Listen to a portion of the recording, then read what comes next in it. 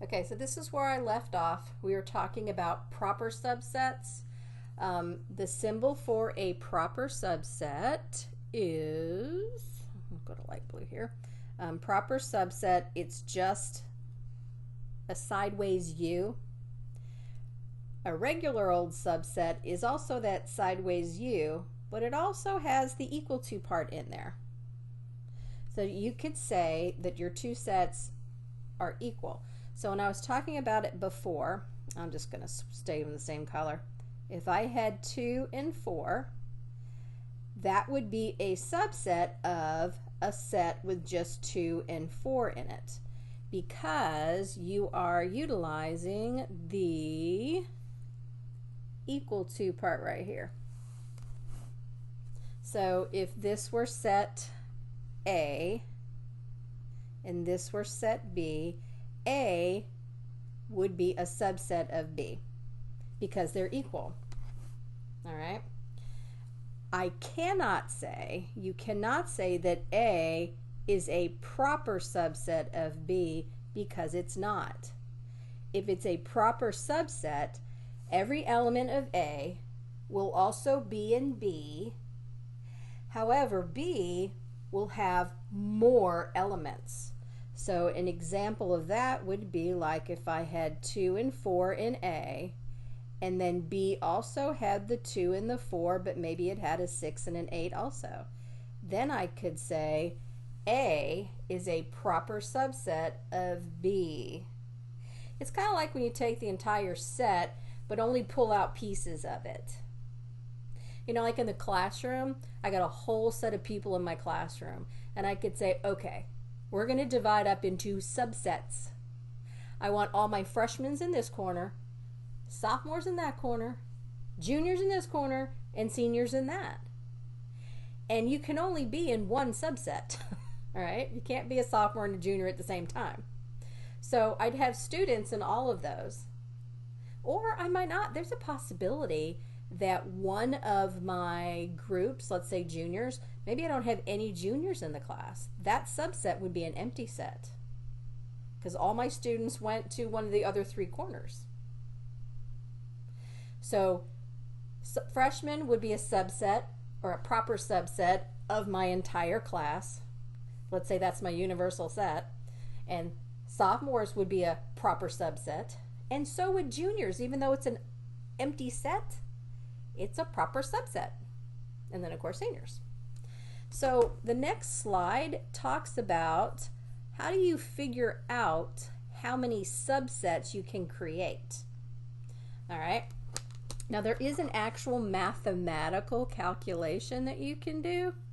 It says the number of subsets of a set is a set that has k elements has 2 raised to the k subsets.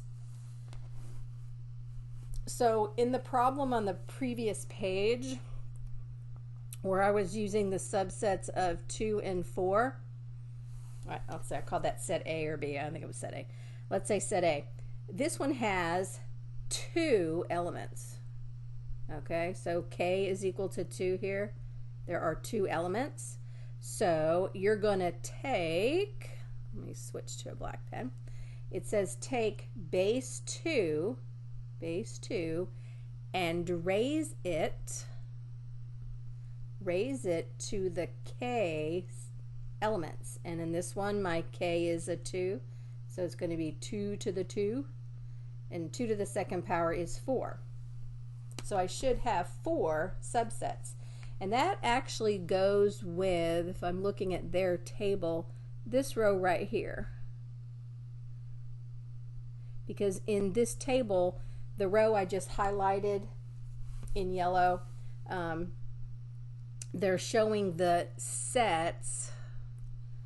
This column right here shows you the sets, and I have picked out the set that has just 2 elements in it. It has the elements 1 and 2. And then they list all the subsets. They've got the empty set. The empty set is always a subset of every set. And then they're like, well, what if we just put the number 1 by itself? That's a subset. And then we put the number 2 by itself. That's a subset. And then the set itself is a subset. So that's, if you count them, 1, 2, 3, 4, and that's where the 4 comes in.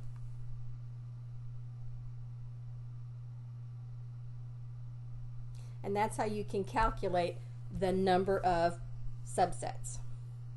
Okay? Now, this one. How many subsets exist for the given set? I have set A. It contains 3 people, Bill, Jill, and Will.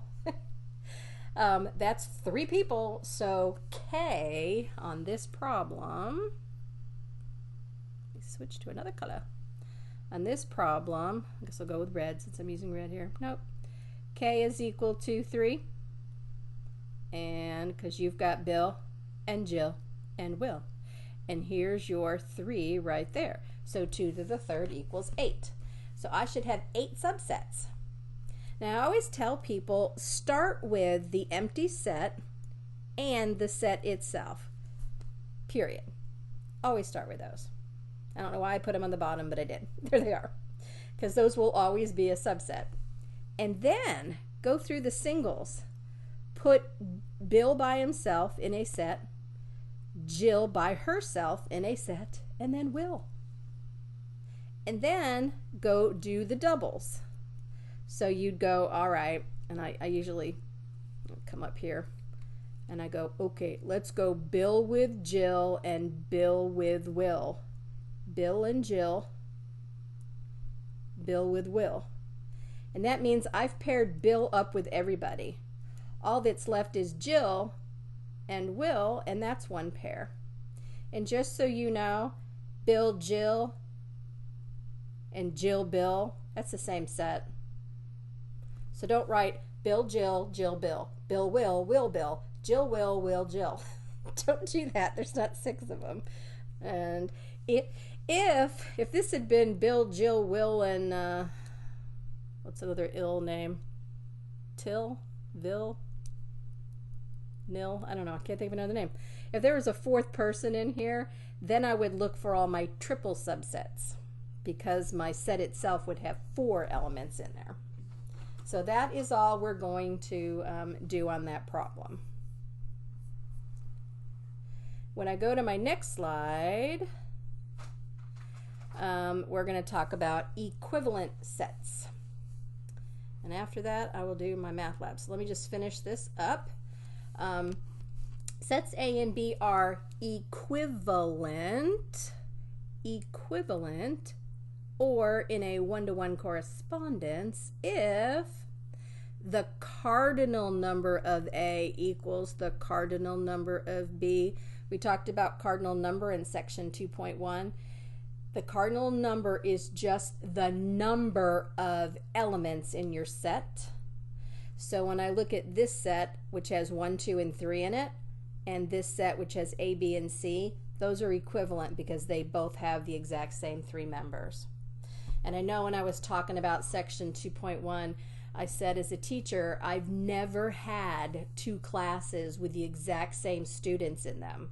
So I've never had 2 sets that were equal, but I have a lot of sets that are equivalent. Just this semester, I have 2 sections of M129, both classes filled, and they both have 22 students in them, but they are totally different students. The 22 on my Monday, Wednesday class are totally different students from the 22 on my Tuesday, Thursday class, because nobody's crazy enough to sign up for the same class twice in one semester. Doesn't happen. So they're not equal sets, but they are equivalent because they both have 22 students.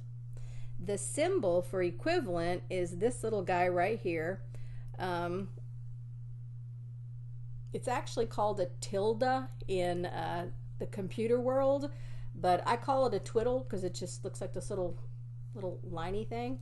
So we would say in this case that A is equivalent to B because they both have 3 members, and that's all equivalent means. And I'm going to end this video, and we will pick up another video with the actual My Math Lab examples.